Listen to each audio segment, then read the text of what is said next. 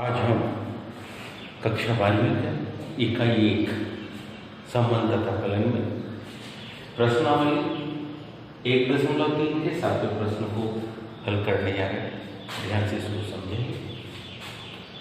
प्रश्न दिया है f(x) बराबर से 4x3 द्वारा प्रदत्त एक फलन है f, जबकि r अग्रेसिव है r पर विचार कीजिए और इसको सिद्ध करना है कि f व्युत्क्रमणीय है। f कैसा फंक्शन है? व्युत्क्रमणीय है और साथ ही साथ f का प्रतिलोम फलन भी ज्ञात करना है। साथ ही साथ f का कौन सा फलन? प्रतिलोम फलन भी ज्ञात करना है। हम इसके हल में लिखेंगे जो फलन दिया हमको, फलन f जबकि r अग्रेसिव है r, इसका मतलब है इसका जो प्रांत है वो भी आ रहा है, सह प्रांत है वो भी आ रहा है। प्रांत मतलब डोमेन, सह प्रांत मतलब कोडोमेन। डोमेन और कोडोमेन दोनों एक रियल नंबर है। ऐसी कंडीशन में f(x) जो फंक्शन की डेफिनेशन है हमारे पास, f(x) बराबर से मिलती है 4x3 for every x belongs to r। प्रत्येक x r में शामिल है, अर्थात प्रत्येक x एक रियल नंबर है। रियल नंबर मतलब पूर्णांक संख्या भी है, परिमेय संख्या भी है, अपरिमेय संख्या भी हो सकती है या अन्य कोई संख्या, लेकिन सारी संख्या इसमें शामिल हो जाती है। इसके द्वारा परिभाषित यह फलन, इसके द्वारा यह कैसा परिभाषित फलन, किसके द्वारा यह परिभाषित क्या है? एक फलन है। मान लेते हम, माना कि दो संख्या x और y r में शामिल है। माना एक x और दूसरा y शामिल r। इस प्रकार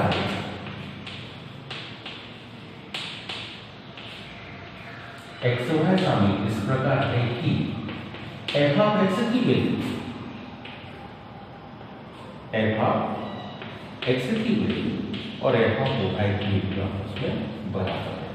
अब हम देख रहे हैं f(x) और f(y) जब आपस में बराबर है तो क्या x y के बराबर होता है या नहीं।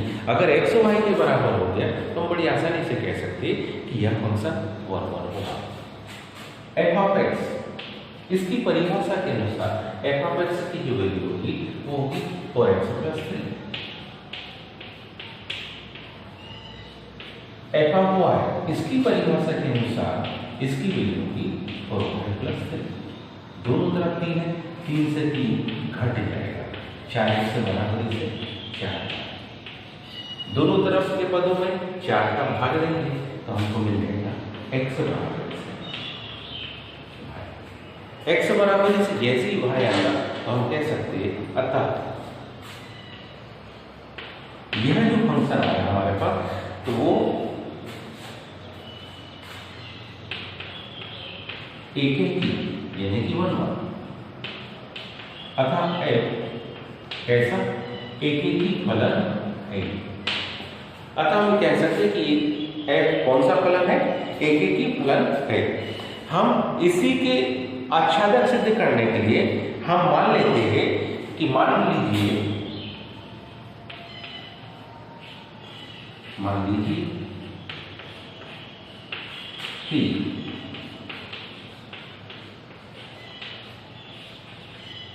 प्रत्येक वास्तविक संख्या, ध्यान दीजिए हमारे पास यहां जो है प्रत्येक वास्तविक संख्या, क्योंकि r वास्तविक संख्या, प्रत्येक वास्तविक संख्या y बिलोंग्स टू r के लिए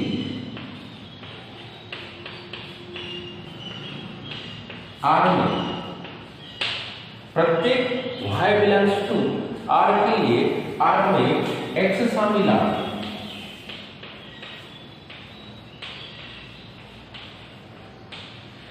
x शामिल आ, इस प्रकार विद्यमान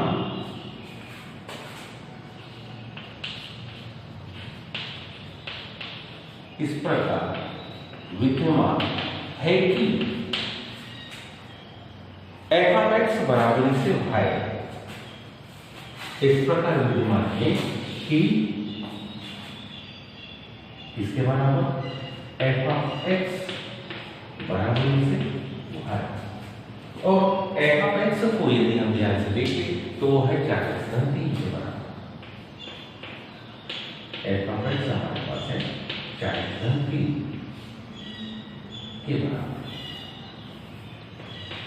बराबरी से y, धन की दाहिनी तरफ पक्षांतर तक शिफ्ट हो जाएगा तो वो आ जाएगा 4x बराबरी से y, 4 का भाग दे देंगे तो हमारे पास x की वैल्यू आ जाएगी क्या, इसलिए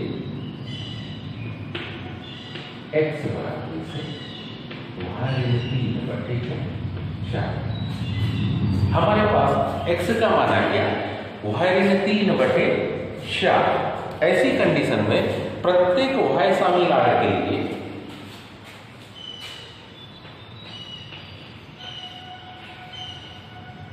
प्रत्येक वहां पर जो कि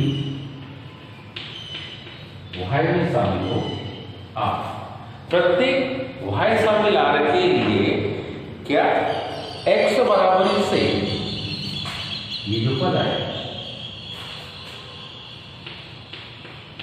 y-3/4 ये भी शामिल होगा R। ये काहे में शामिल होगा, R में, वास्तविक संख्या में। और ध्यान से देखिए क्योंकि हम जानते हैं y एक वास्तविक संख्या है, वास्तविक संख्या में से कुछ घटाकर उसमें कोई अंक का भाग देंगे तो वो भी वास्तविक संख्या होगी। तो प्रत्येक y शामिल R के लिए x बराबरी से y-3/4 शामिल R इस प्रकार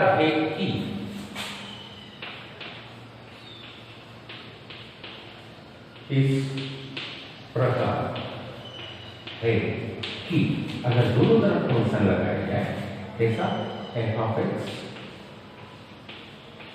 बराबरी से f(y) - 3/4,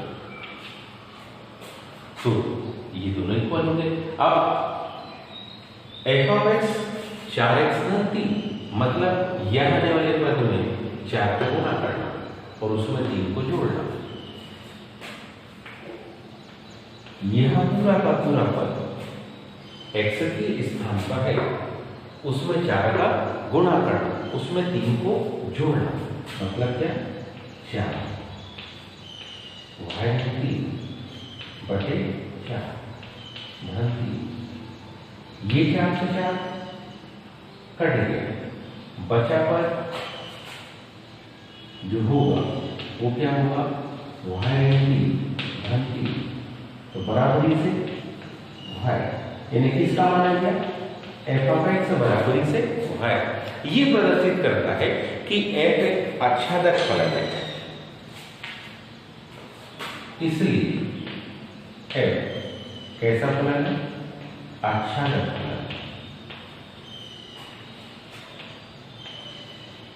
इसलिए f आच्छादक फलन।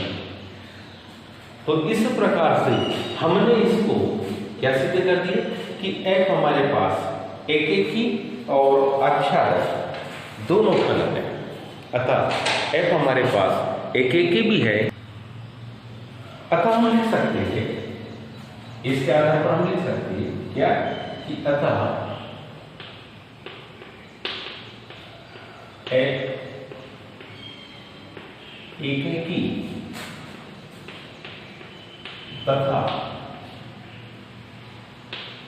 आच्छादक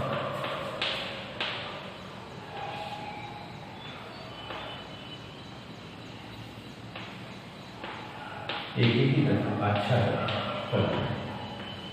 जब एक एकेकी भी है और आच्छादक भी है, इसलिए हम लिख सकते हैं कि F इनवर्स यानी F का व्युत्क्रम, F इनवर्स मतलब F का व्युत्क्रम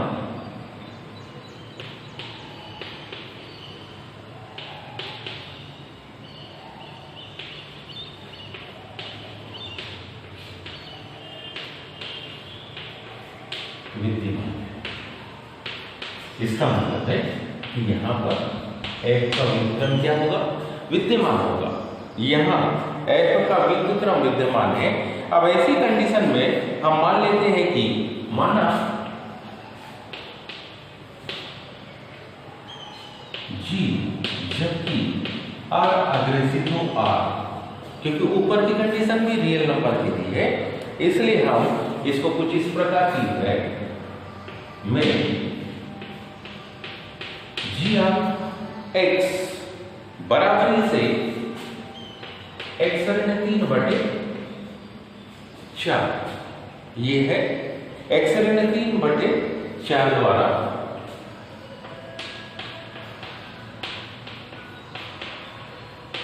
X ऋण 3/4 के द्वारा ये क्या है?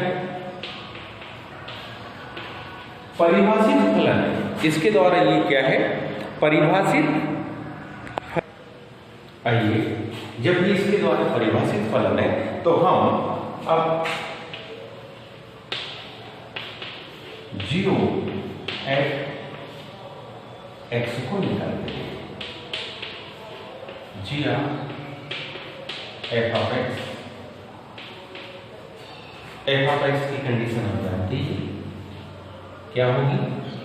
4x + 3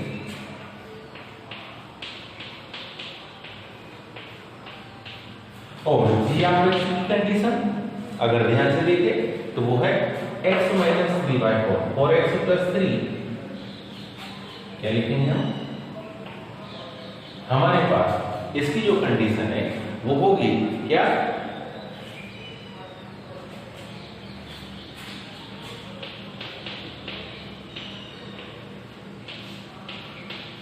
ये था x में से 3 को घटाए बटे 4, पूरे में से 3 को घटाए बटे 4, 3 से 3 घट गया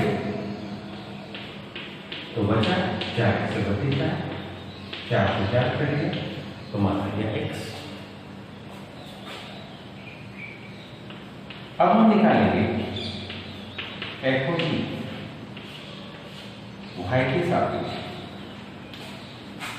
x। अब y के सापेक्ष हम निकालते तो कंडीशन हमको मिलेगी f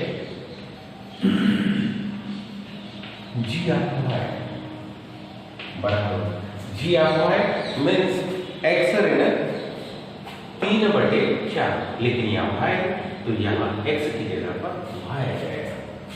क्या मान मिलेगा?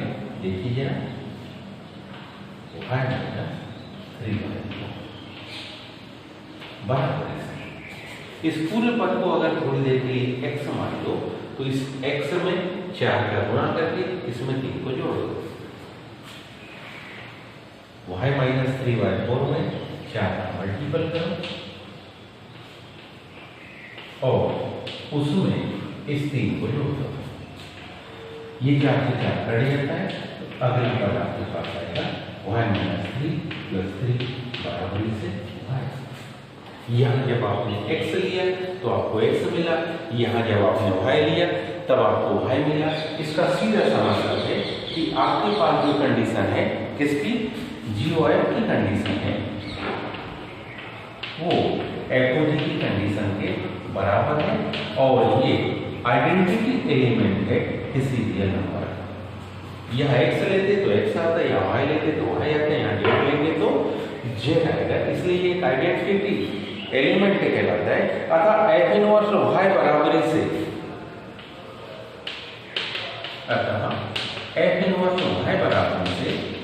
g ऑफ y लिख सकते हैं और g ऑफ y की जो वैल्यू होगी वो होगी y - 3/4 और ये ही इसका प्रतिलोम फलन है। तो आज अपन ने कक्षा 12वीं संबंध और फलन इकाई में प्रश्नावली 1.3 के 7वें प्रश्न को देखा। उम्मीद है आप सभी को समझ में आया होगा। आज के लिए इतना ही। धन्यवाद। शेष कल।